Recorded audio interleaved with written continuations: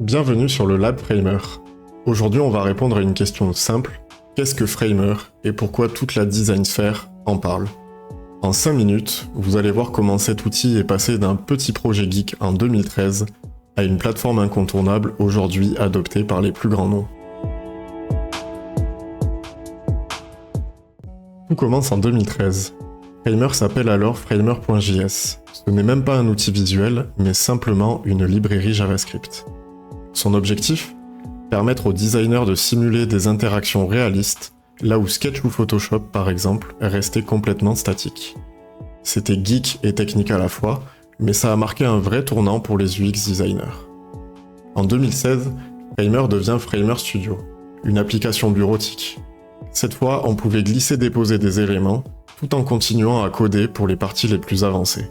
Ce n'était pas encore du no-code, certes, mais cela permettait aux agences et aux startups d'aller beaucoup plus loin dans leurs prototypes interactifs. En 2018, Framer lance Framer X. Avec lui arrive l'intégration de React, les composants dynamiques et une marketplace pour partager ses UI kits. Pour les équipes produits, c'était une avancée énorme. Designers et devs pouvaient enfin collaborer sur le même outil. Mais la réalité, c'est que la courbe d'apprentissage restait quand même raide à l'époque, alors puissant oui, mais pas encore accessible au grand public.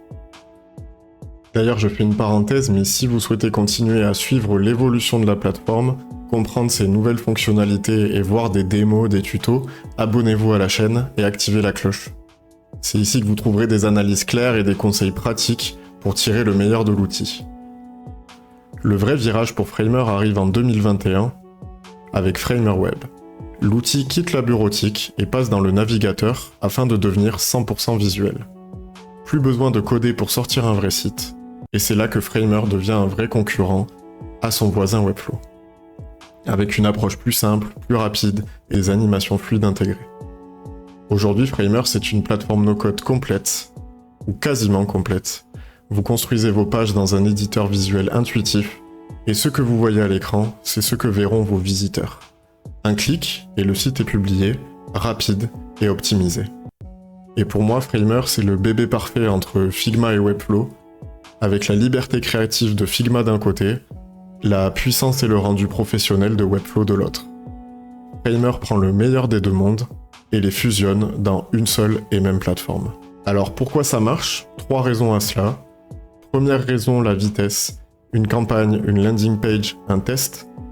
Tout se prototype et peut se déployer en quelques jours et non plus en semaines. Deuxième point, le design. Toutes les animations, les transitions ou les micro-interactions, tout est pensé pour vous donner un rendu premium, sans prise de tête. Et enfin, troisième point, la flexibilité. Avec les collections CMS intégrées, vous gérez vos contenus facilement. Et pour les besoins plus poussés, vous pouvez injecter du code custom afin de créer vos propres composants. Ce qui fait aussi la force de Framer, c'est son rythme de développement.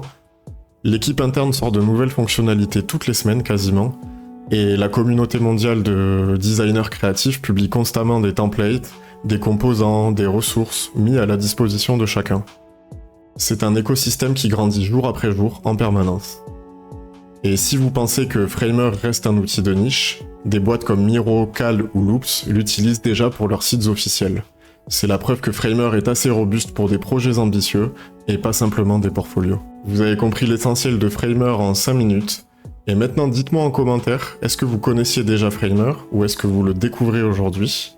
En tout cas, on se retrouve très vite pour la prochaine vidéo. Bye bye!